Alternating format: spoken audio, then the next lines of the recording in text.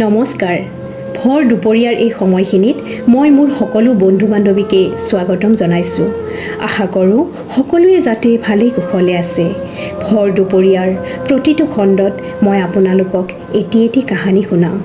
আচলতে এইবোৰ কাহিনী নহয়, আমাৰ সমাজত থকা কিছুমান মানুহৰ জীৱন সংগ্ৰাম।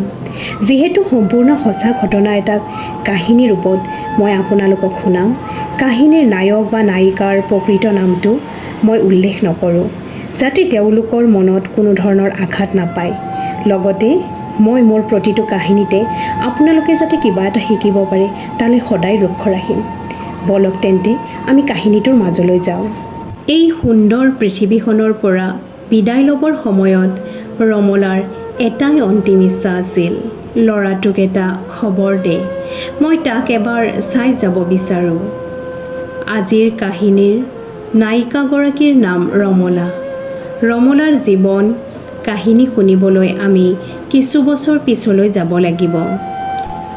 1970 চনত ৰমলা বিয়া হৈছিল। মাত্ৰ 15 বছৰ বয়সতে ৰমলাই এগৰাকী বোৱাৰীৰ দায়িত্ব ল'ব লগা হৈছিল। ৰমলাৰ গিৰিয়েক এজন কৃষক আছিল। সেই সময়ত আজিৰ দৰে সুবিধাবোৰ নাছিল। খেতি বাতি থকা পৰিয়াল, কাম বনো যথেষ্ট আছিল। বিয়াৰ প্ৰায় 2 বছৰ পিছত ৰমলাই এটা পুত্ৰ সন্তান জন্ম দিলে। ল'ৰাটোৰ প্ৰায় 1-1.5 বছৰ হওঁতে তাইৰ স্বামী ঢুকাল। ইমান কম বয়সতে বিয়া হ'ল, মাতৃও হ'ল, বৈধব্য জীৱন কটাবলৈও তৈয়াৰ হ'ল। মানুহবোৰে তাইক দেখিলে দুখ কৰি কয়, বেচেৰীজনীৰ কপালত ভগৱানেনো ইমান বেয়া লিখিছিল নে? কিন্তু তাই কপালখনক দুখ দি বহি থকা নাছিল। কাৰণ তাইৰ কোলাত ভগৱানে তাইক জীয়াই থকাৰ প্ৰেৰণাস্বৰূপে দিয়া সন্তানটো আছিল। তাই প্ৰায় 2 বছৰমান শহুৰহঁতৰ ঘৰতে থাকিলে। শহুৰহঁতৰ ঘৰত কাম বনৰ বোজা আৰু মানুহবোৰৰ ব্যৱহাৰবোৰ দেখি তাই ভালকৈ বুজি উঠিছিল যে ইয়াত থাকিলে মই মোৰ সন্তানটোক সময় দিব নোৱাৰিম। বাপেক নোহোৱা ল'ৰাটোক মই মানুহ কৰিব লাগিব। এইবোৰ ভাবি চিন্তি তাই ল'ৰাটোক মাকৰ ঘৰলৈ লৈ গুচি আহিল। আৰু তাই ঘৰৰ মানুহক কৈছিল যে মই তোমালোকৰ বোজা হ'ব নিবিচাৰোঁ। মোক মাথোন 2মান বছৰ সময় দিয়া। ৰমলা আগৰ দিনৰ হ'লেও তাইৰ চিন্তাধাৰাবোৰ বহুত উন্নত আছিল। লগতে তাইৰ অলপ পঢ়া শুনাও আছিল। তাইক পঢ়ুৱা শিক্ষক এজনে তাইৰ সকলো কথা গম পাই তাইক সুধিলে যে তুমি নাৰ্ছিং পঢ়িবা নেকি? সেই সময়ত নাৰ্ছিং কোৰ্ছটোৰ বাবে বহুত বেছি পঢ়া শুনা নালাগিছিল। তাই একেষাৰে পঢ়িম বুলি ক'লে। কিন্তু চিন্তা হ'ল কণমানিটোৰ বাবে। ইমান সৰুতে তাক এৰিব পৰাটো সম্ভৱ হ'ব জানো? তথাপি তাই মাকক ক'লে, মা, ল'ৰাটোক তোমালোকে 2-3 বছৰ চাব পাৰিবা নেকি? যিহেতু মই তাক লগত নিব নোৱাৰিম। মোৰ পঢ়া শেষ হোৱাৰ পিছত মই তাক লগত লৈ যাম। তেতিয়া মাকে তাইক ক'লে যে বাপেক নোহোৱা ল'ৰাটোৰ বাবে তই কিবা এটা কৰিব খুজিছ।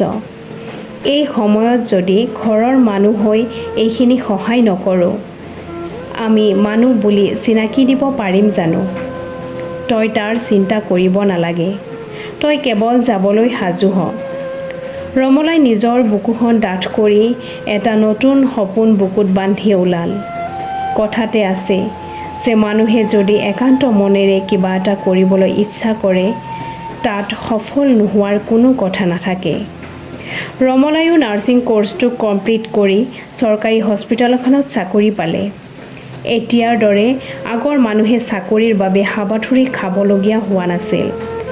ৰমলাই কাম কৰা হস্পিটেলখনৰ ওচৰতে ৰুম এটা লৈ ল'ৰাটোকো লগতে ৰাখি স্কুলত নাম লগাই দিলে। তাইৰ এতিয়া এটাই সপোন।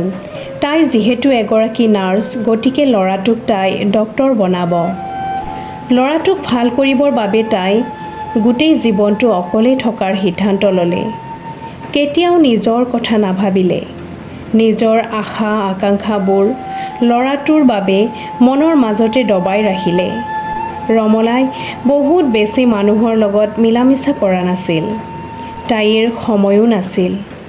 ডিউটিৰ টাইমত ডিউটি কৰে আৰু বাকীখিনি সময় তাই কেৱল ল'ৰাটোক দিয়ে। বাপেক নোহোৱা ল'ৰাটোক তাই মাক বাপেক দুয়োটাৰে মৰম দিব লগা হৈছিল। দায়িত্ব যথেষ্ট বেছি আছিল তাইৰ। ৰমলাৰ লগত হোৱা ঘটনা যদি আন ছোৱালীৰ লগত ঘটিলেহেঁতেন, হয়তো সিহঁতবোৰে দুখত ভাঙি পৰিলহেঁতেন, কপালখনক দোষ দি জীৱন পাৰ কৰিলেহেঁতেন। কিন্তু ৰমলাই ইমান কম বয়সতে দুখবোৰ মূৰ পাতি লৈও নিজৰ ভৰিত নিজে থিয় দি সন্তানটোৰ ভৱিষ্যতৰ পৰিকল্পনা কৰি আছে। ল'ৰাটো পঢ়া শুনাত যথেষ্ট ভাল। সি লাহে লাহে ডাঙৰ হৈ আহিল। হাইস্কুল শিক্ষান্ত পৰীক্ষা আৰু উচ্চতৰ মাধ্যমিক পৰীক্ষাত সি যথেষ্ট ভাল ফলাফল দেখুৱাই ডক্টৰত ছিট পালে। ৰমলাৰ মনত আনন্দৰ সীমা নাই। তাই ইমান দিনৰ পৰা মনত পুহি ৰখা সপোনবোৰ পূৰণ হ'বলৈ গৈ আছে। ৰমলাৰ লগত একেলগে চাকৰি কৰা এগৰাকী মহিলাই তাইক ক'লে, আপোনাৰ ল'ৰাটোৱে ডক্টৰত ছিট পালে যেতিয়া পঢ়িবৰ বাবে প্ৰায় 4-5 বছৰ ঘৰৰ পৰা দূৰত থাকিব লাগিব। আপোনাৰ চাগে মনটো বেয়া লাগি আছে ন? তেতিয়া ৰমলাই হাঁহি এটা মাৰি ক'লে, নাই, মোৰ দেখোন একো বেয়া লগা নাই। মই কেৱল তাৰ নামৰ আগত কেতিয়া ডক্টৰ ডিগ্ৰীটো লাগিব সেইটোহে ভাবি আছোঁ। মৰমেৰে বুকুৰ মাজত সুমাই ৰাখিলে তাক ডাঙৰ মানুহ বনাব পাৰিম জানো? ৰমলাই নিজে গৈ ল'ৰাটোক থৈ আহিলগৈ। ঘূৰি আহি ঘৰ সোমাই তাইৰ বুকুখন উদং হৈ পৰিল। ঘৰটোত চাৰিওফালে শূন্যতাই বিৰাজ কৰিছে। ৰাতি তাই বিচনাত পৰি ছটফটাই আছে। তাইৰ টোপনি অহা নাই। তাইৰ সিদিনা গিৰিয়েকলৈ বহুত মনত পৰিছে। তাই গিৰিয়েকৰ ফটোখনলৈ চাই কৈছে, মই কিয় নাকান্দো আপুনি জানেনে? কাৰণ মোৰ চকুপানী মচি দিয়া মানুহ নাই। আজি আপুনি থকা হ'লে মই আপোনাৰ বুকুৰ মাজত সোমাই কান্দিলোহেঁতেন। ল'ৰাটোৰ অবিহনে ৰমলাৰ দিন নাযায় ৰাতি নোপোৱাৰ নিচিনা অৱস্থা হৈছে। লাহে লাহে দিনবোৰ যাবলৈ ধৰিলে। ৰমলাৰ ল'ৰাটোৱেও পঢ়া শুনা কমপ্লিট কৰি হস্পিটেল এখনত সোমাল। সি আজিকালি অলপ সলনি হৈছে। মাকৰ অলপ কমকৈ খবৰ পাতি লয়। মাকে অভিমান কৰিলেও ব্যস্ততাৰ বাবে সময় নোপোৱা বুলি কয়। এদিন সি মাকলৈ ফোন কৰি ক'লে, মা, মই ইয়াতে বিয়া পাতিলোঁ। তাইও এগৰাকী ডক্টৰ। তাই বেলেগ সম্প্ৰদায়ৰ হোৱা বাবে তুমি আপত্তি কৰিবা বুলি তোমাক নোকোৱাকৈ কৰিব লগা হ'ল। তুমি ভুল নুবুজিবা। এনেকৈ কৈ সি ফোনটো কাটি দিলে। মাকৰ হিয়াখন টুকুৰা টুকুৰ হৈ গ'ল। কান্দিলেও চকুপানী মচি দিয়া মানুহ নাই বুলি জনা মানুহগৰাকীয়ে আজি হিয়া ঢাকুৰি কান্দিলে। অভিমানতে কেইমাহমান পুতেকলৈ ফোন নকৰাকৈ আছিল। ভাবিছিল সি কৰিলেহে কথা পাতিম। কিন্তু তাৰ এটা ফোনো নাহিল। পুতেকৰ মৰম, অভিমাননো আৰু কিমান কৰিব? অভিমান এৰি নিজে এদিন ফোন কৰিলে। ফোন ৰিচিভ নকৰাৰ বাবে ৰমলাই নিজে গৈ পুতেকৰ ঘৰ ওলাল। খবৰ নিদিয়াকৈ অহা বাবে পুতেক বোৱাৰীৰ ৰমলাৰ ওপৰত বহুত খং উঠিলে। ডক্টৰ বোৱাৰীয়ে ৰমলাক শাহুমাৰ দৃষ্টিৰে চোৱা নাছিল, এগৰাকী নাৰ্ছৰ দৃষ্টিৰে চাইছিল। ৰমলাই বুজিবলৈ বাকী নাথাকিল। নিজৰ আত্মসন্মান ৰক্ষা কৰিবলৈ পুতেকৰ ঘৰৰ পৰা উভতি আহিল। মনতে ভাবিলে, ল'ৰাটোক মই শিক্ষাহে দিলোঁ, ভাল বেয়াৰ জ্ঞান চাগে নিদিলোঁ। চাকৰিৰ পৰা ৰিটায়াৰ্ড হোৱাৰ পাছত অকলে ঘৰটোত দিনবোৰ পাৰ কৰিবলৈ ধৰিলে। পুত্ৰ বোৱাৰীৰ সুখ, নাতি নাতিনীৰ সুখ ৰমলাই নাপালে। এইবোৰ ভাবি চিন্তি বহুত সোনকালে ৰমলা বেমাৰত পৰিল। ৰমলাৰ অৱস্থাটো দেখি ৰমলাৰ বায়েকৰ পুতেকে নিজৰ ঘৰলৈ লৈ গ'ল। কাৰণ ইয়াত চোৱা চিতা কৰা মানুহ নাই। সিহঁতে ৰমলাক যথেষ্টখিনি সেৱা শুশ্ৰূষা কৰিলে যদিও তাইৰ মনটোৱে কেৱল পুতেকক বিচাৰি থাকে। কাৰণ প্ৰায় ৩-৪ বছৰ তাই পুতেকক দেখাই নাছিল। পুতেকক নেদেখাকৈ তাইৰ মৰিবলৈও মন নাই। তাইৰ অৱস্থা দিনক দিনে বেয়াৰ ফালে গৈ থাকিল। তাই সকলোকে কৈ থাকে, তাক এটা খবৰ দে, তাক এটা খবৰ দে, কিন্তু মানুহবোৰেনো কি কৰিব? খবৰ দিয়াটো দি আছে, আহিব নোখুজিলে কোনে কি কৰিব বাৰু? এদিন ৰাতিপুৱা ৰমলাই পুতেকৰ মায়া ত্যাগ কৰি চিৰদিনলৈ গুচি গ'লগৈ এই পৃথিৱীখনৰ পৰা।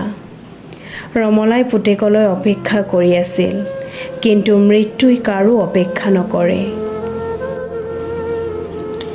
পুত্ৰ স্নেহৰ বাবে দিয়া বলিদানবোৰৰ উচিত মূল্য ৰমলাই নাপালে, কিন্তু নিজৰ দায়িত্ব সুচাৰুৰূপে পালন কৰি নিজকে এগৰাকী আদৰ্শৱান নাৰীৰূপে চিনাকি দি থৈ গ'ল। ভৰ দুপৰীয়াত আজিৰ এই কাহিনীটো ইমানতে শেষ কৰিলোঁ। আশা কৰোঁ আপোনালোকে শুনি ভাল পাইছে, আৰু যদি ভাল পাইছে মোৰ চেনেলটো ছাবস্ক্ৰাইব কৰি দিব, লগতে লাইক আৰু কমেণ্টো কৰিব, যাতে আমাৰ সমাজত ঘটি থকা এনেবোৰ সঁচা ঘটনাক কাহিনীৰ ৰূপত মই আপোনালোকক শুনাব পাৰোঁ। ধন্যবাদ।